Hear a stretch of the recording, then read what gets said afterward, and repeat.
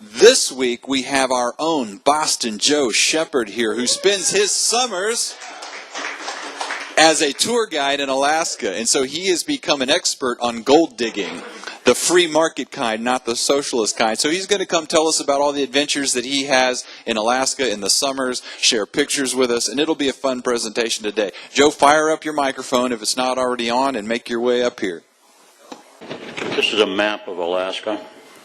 And if you look in the southern part, the southeast part, there's a little panhandle at the bottom.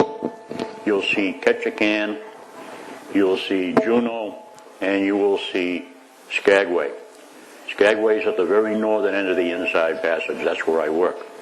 That's where the people during the gold rush went. They took a steamship from either Seattle or San Francisco up to Skagway, and they got off.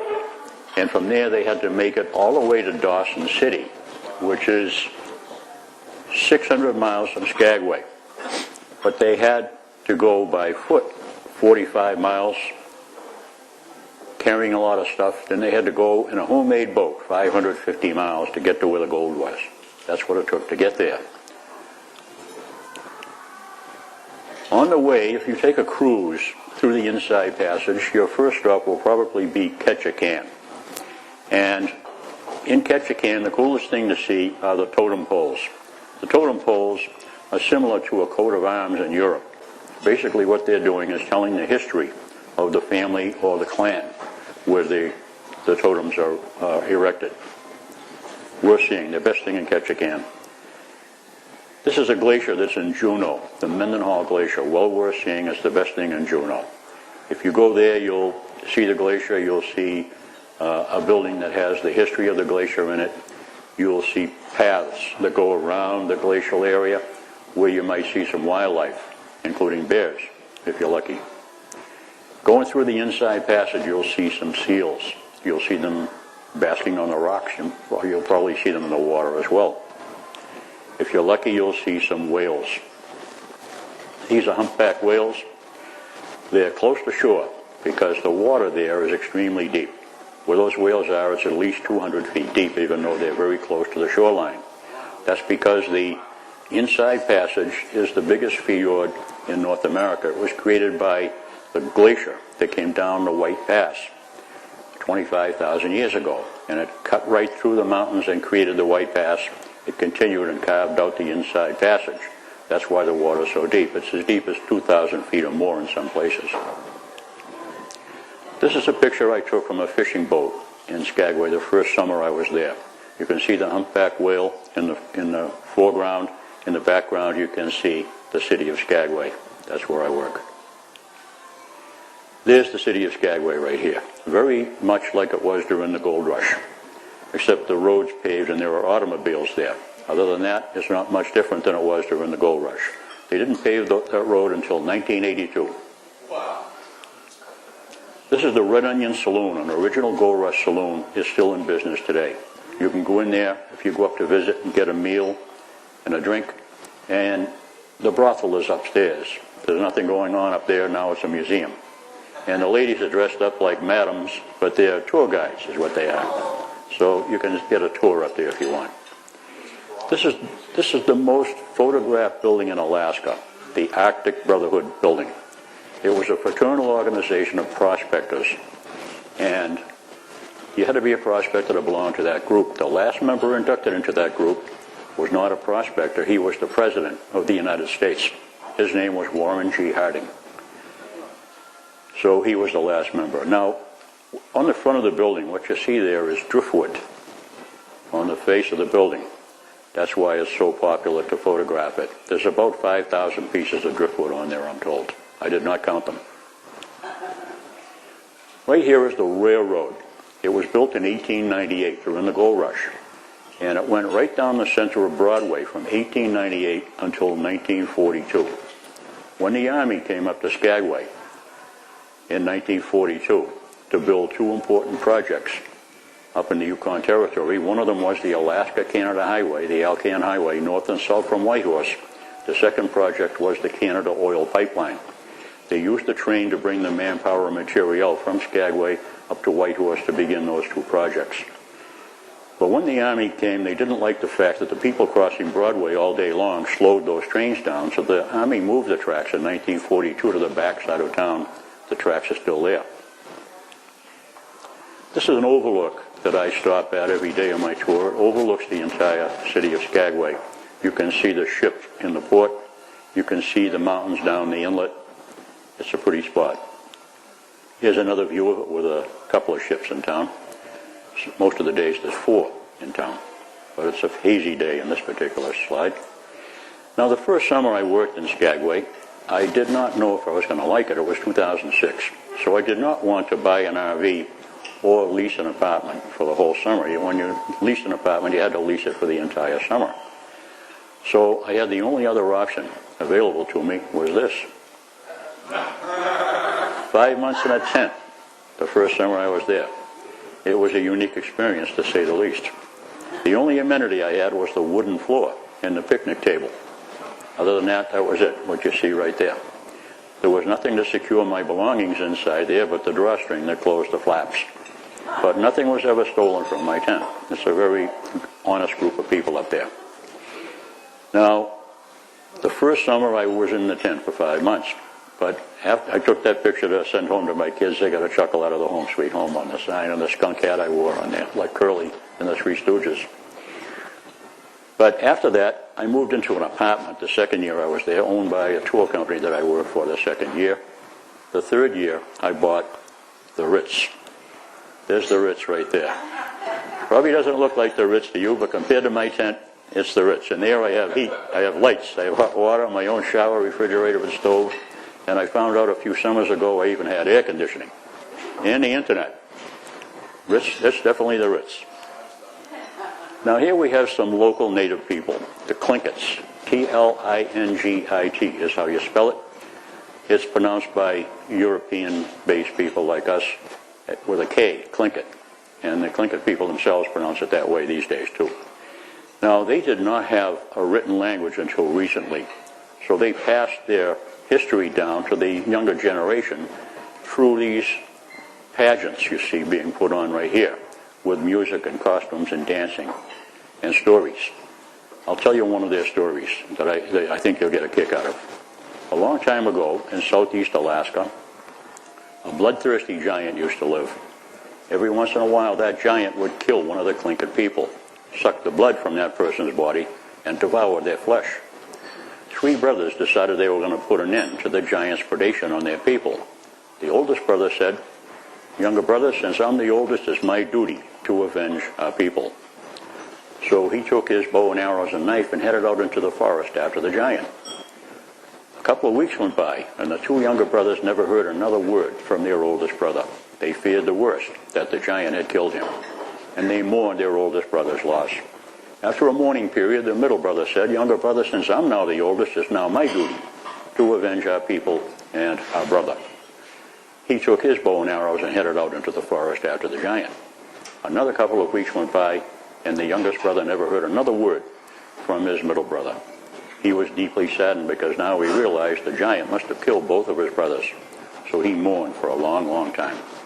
But after a while, the young brave's anger overcame his grief, and he decided he was going to avenge his 2 brothers and his people. He took his bow and arrows and knife and headed out after the giant.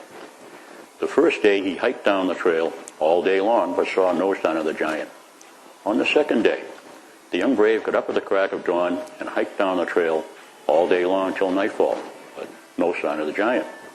On the third day he began hiking down the trail after getting up at the crack of dawn, and he noticed a very large shadow descended on him from behind.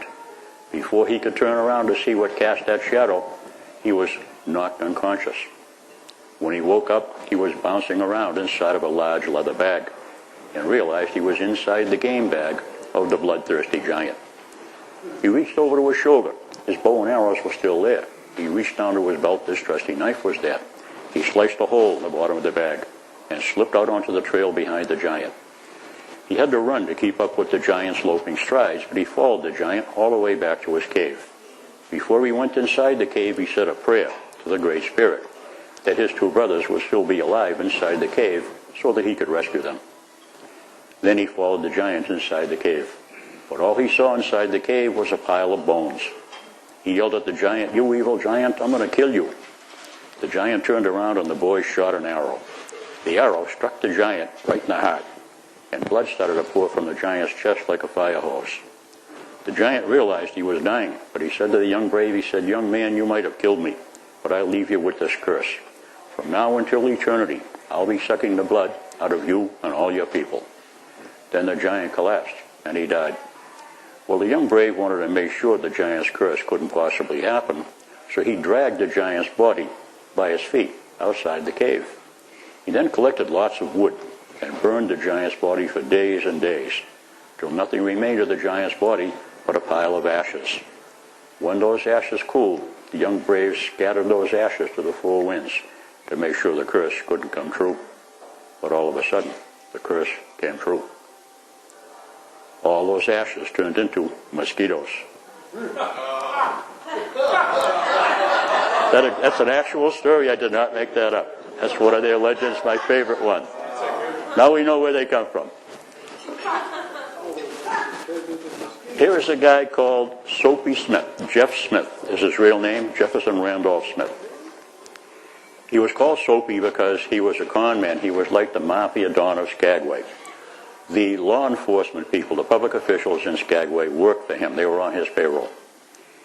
He controlled the whole city. He had a gang of 300 men. One of his tricks was he sold soap for $1 a bar. At the time, soap sold for a penny. Well, what he did was he put some bills in some of the soap.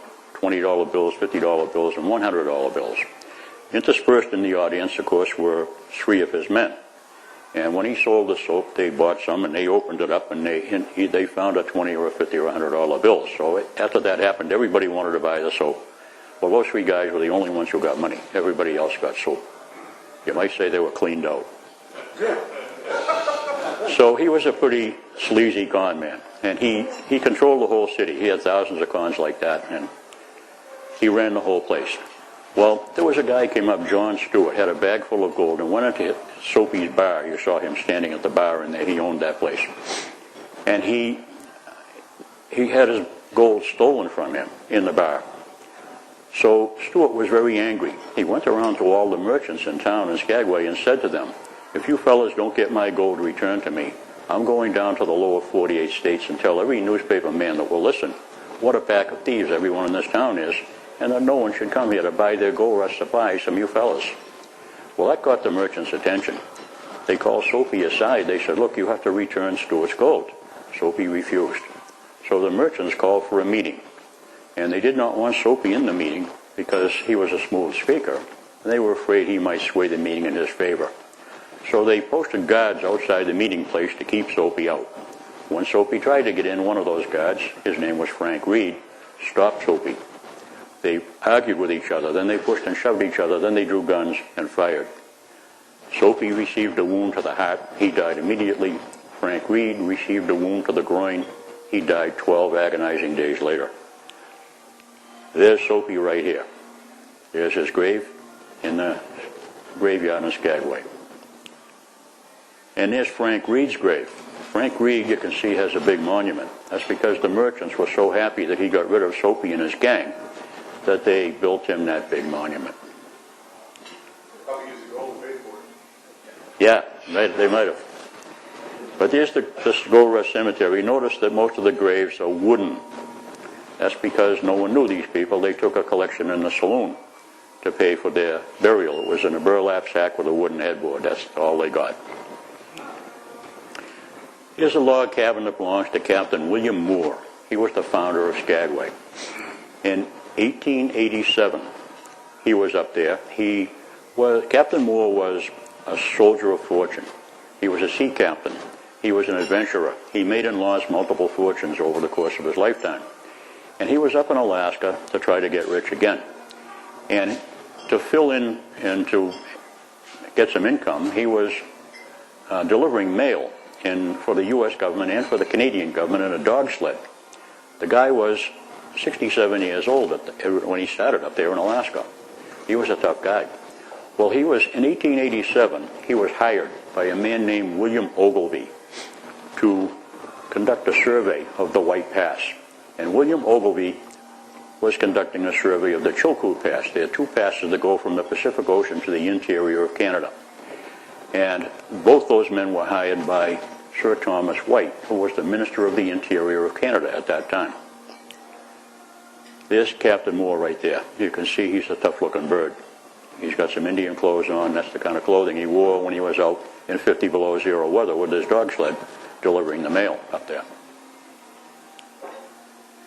Now, Captain Moore was so excited about the land when he did that survey of the White Pass that he filed a homestead claim on all the land in Skagway, 160 acres of land. He then built the log cabin you saw there, and he built the dock over by the cliff with the paintings that is still there in Skagway today. The dock's been rebuilt since then, but that was his dock. He waited 9 long years. 9 years later, in August of 1896, a man named George Carmack was prospecting for gold up in the Yukon Territory along a creek called Rabbit Creek. With him was his brother-in-law, Skookum Jim. That's Skookum Jim right here. Skookum in the Tlingit language means strong. Skookum Jim's nephew, Tagus Charlie, was also there. Those 3 guys hit a discovery of gold in the Yukon Territory on Rabbit Creek so rich they could not believe their eyes. They picked up a rock from the creek. It had so much gold in it, it looked like a cheese sandwich. They rushed right down to a city called 40 Mile and filed a mining discovery claim on that stretch of Rabbit Creek. Once their claim was registered, they told their friends about it, and their friends filed adjacent claims to theirs. Within 2 weeks, all of Rabbit Creek was staked out with mining claims. So much gold was eventually discovered on Rabbit Creek, its name got changed to Bonanza Creek.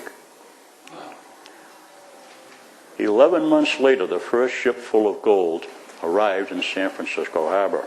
The ship was called the Excelsior. It had 1 ton of gold aboard. That's why all these people are there. They're all excited about the gold. They heard about it before the ship arrived. 2 days later, on July 17, 1897, another ship called the Portland landed in the city of Seattle, Washington. That ship had 2 tons of gold aboard. Those 2 ships landing within 2 days of each other were enough to get the international story out all around the world about the great gold strike in the Yukon.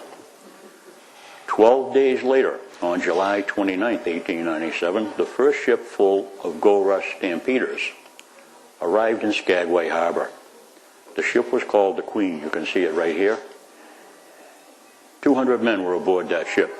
It arrived in Skagway, and they sent a shore party ashore on a small boat to talk to Captain Moore, who had his log cabin there.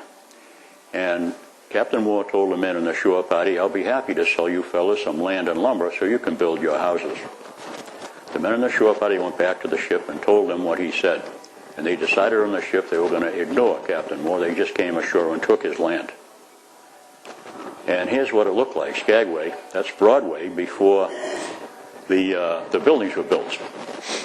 So these guys got there. Now, when these guys got there, they had to go up for the gold from here.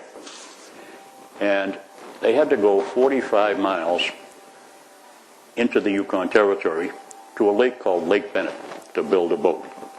And they couldn't just take a 6-pack and a sandwich. They had to take with them 1 ton of goods.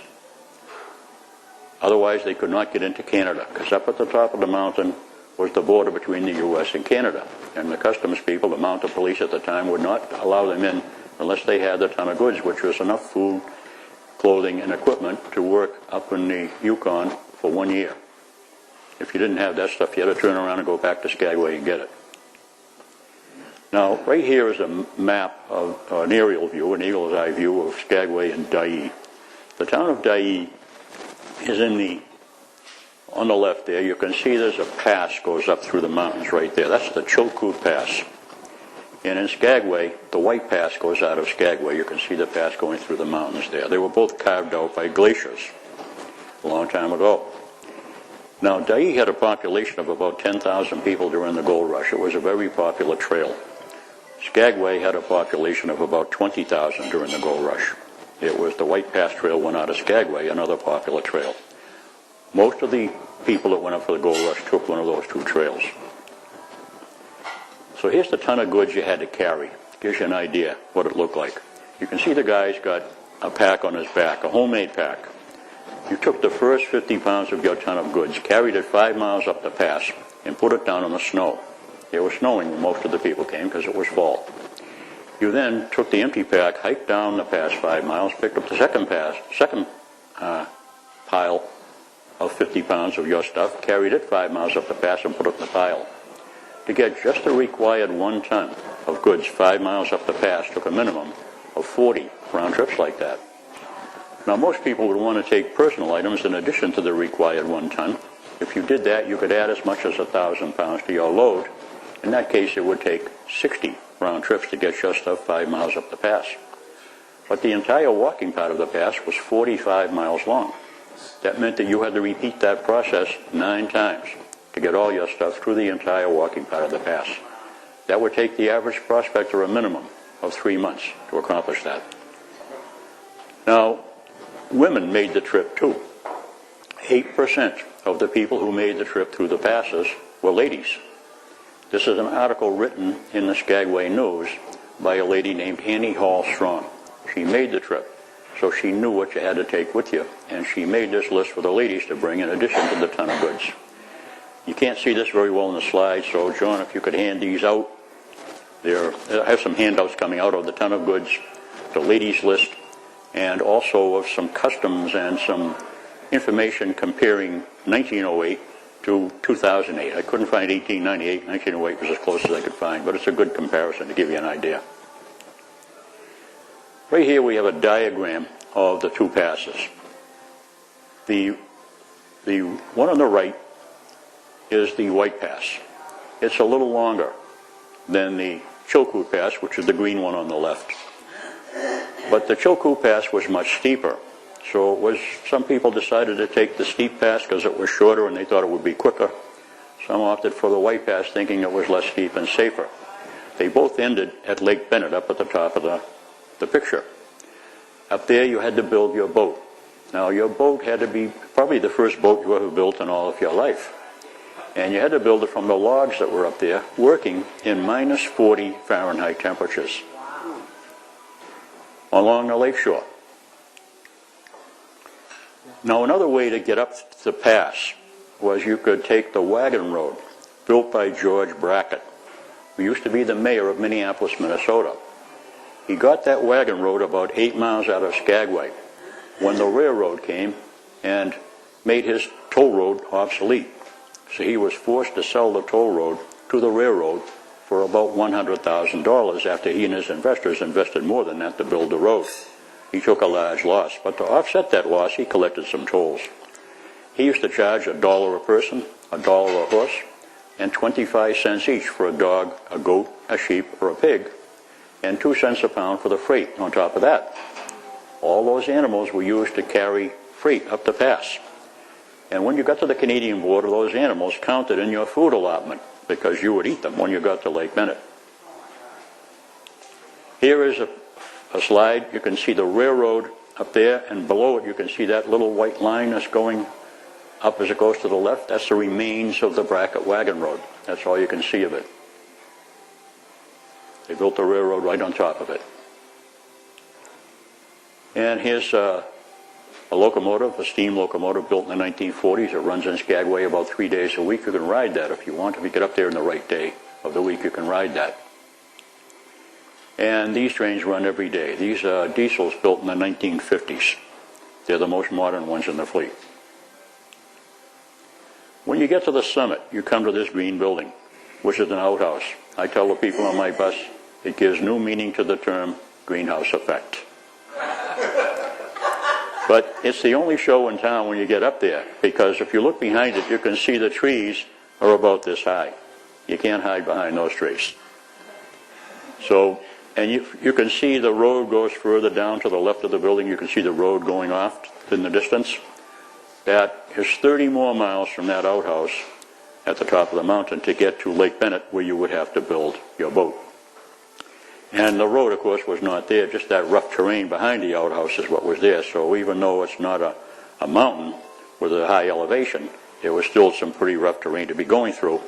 The snow there was 20 to 40 feet deep. So you had to build a sled, and you could not build a sled from the lumber there because there is no lumber at the top of the mountain, and that means you had to carry the lumber up with you from Skagway in addition to the ton of goods. Here's some other outhouses. If you take the longer tour that goes up to the Yukon, you might see. I tell the people, these give new meaning to the term sitting on the throne. Here's the Chilkoot Trail. It's 9 miles west of Skagway, goes out of Dai. And here's actually the trailhead right here. If you look down that road goes down about maybe 50 yards. After that, it's just a path. And the path goes along the river, which is called the Tidewater River, T-A-I-Y-A. And then it goes up pretty abruptly for a steep climb up the mountain, up the Chilkoot Pass. There's no road on the Chilkoot Pass. If you take the Chilkoot Pass, you have to hike it, just like the people during the gold rush did. The most famous photograph from the gold rush is right here. This is the Golden Staircase. There were stairs actually carved into the ice on that mountain by the native people, the Tlingit people. They charged you a toll to go up those stairs, and you were happy to pay it, because otherwise it was a very slippery climb to get up there. You had to get in this line with your ton of goods and take 50 pounds and carry it up those stairs. You couldn't go very fast because you could only go as fast as the guy in front of you. If you slipped off the trail, you had to wait a long time before an opening in the line opened up where you could get back onto it. You had to make sure you stayed right on those stairs. You got up to the top and you had to slide down. Over to the right there's a slide where you slid down and get the second 50 pounds of your stuff and carry it up the stairs. Usually you could only make one trip in a day. So it took a long time to get your stuff up that section of the Chilkoot Trail. When you got to Lake Bennett, you camped out along the lakeshore, and you had to build your boat there. Now, out of the logs. Now, as more people came up, the logs got further and further away from the lake. So you had to haul them a long way. When you went out into the forest that was left far away, you had to drag those logs to the lakeshore, otherwise you wouldn't be able to launch it. So you would hire these guys with those sleds to drag your logs down to the lakeshore. You can see there's some tents there with potbelly stoves in them.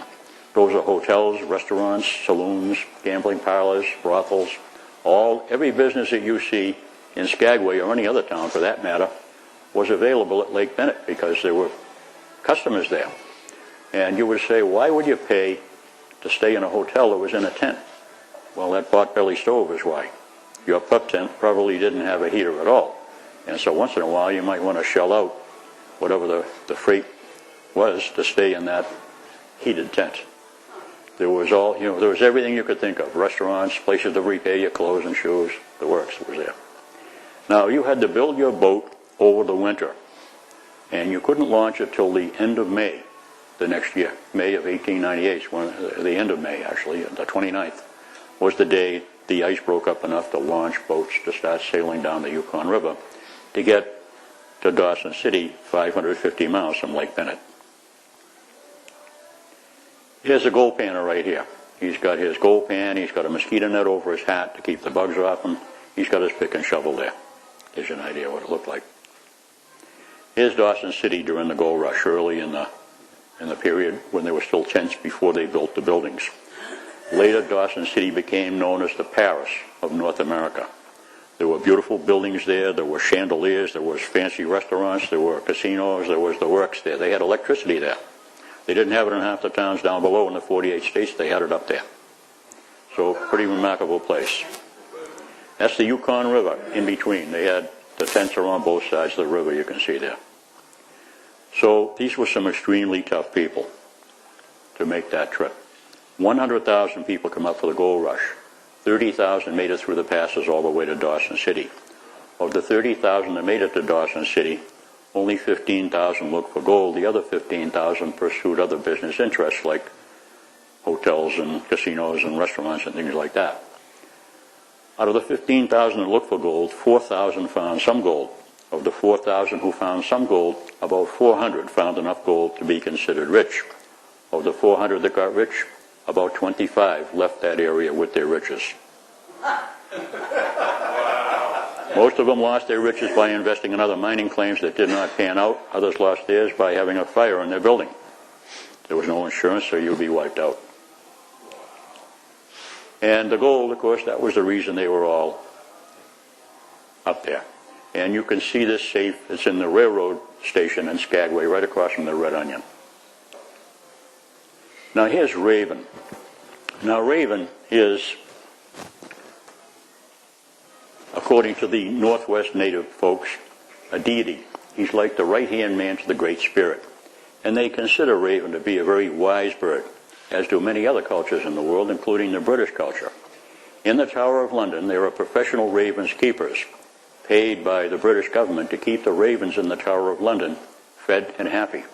Because the British people have believed for hundreds of years that if those ravens left the Tower of London, the city of London would fall, and England right behind it. So I've written a poem to Raven's wisdom, and I need you folks to help me out with it. When I lead into you with the line, "But Raven," I need you folks to respond in a very Wizard of Oz tone of voice. "He knows." Okay, that's your line. You ready? Nobody really knows why the sun arose, why the glaciers froze, why the wild wind blows, or why Aurora Borealis glows. But Raven, he knows. None of us actually knows why volcanoes suddenly rose, why the lava smoothly flows, why the sunshine goes when the moon it shows. But Raven, he knows. None of us exactly knows when the first frost it shows, why it bites you on your nose, why you feel it in your toes, or where the mosquito finally goes. But Raven, he knows. Nobody ever knows why the salmon goes against the rapids' flows, or why the grizzly bear knows how to catch them with his toes.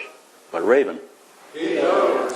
No one really knows why if you have rainy day woes, it's a good day to doze, or why a rooster crows, or why a flower grows. But Raven, he knows. Not a single one of us knows why a hurricane it blows, trees sway in fits and throws.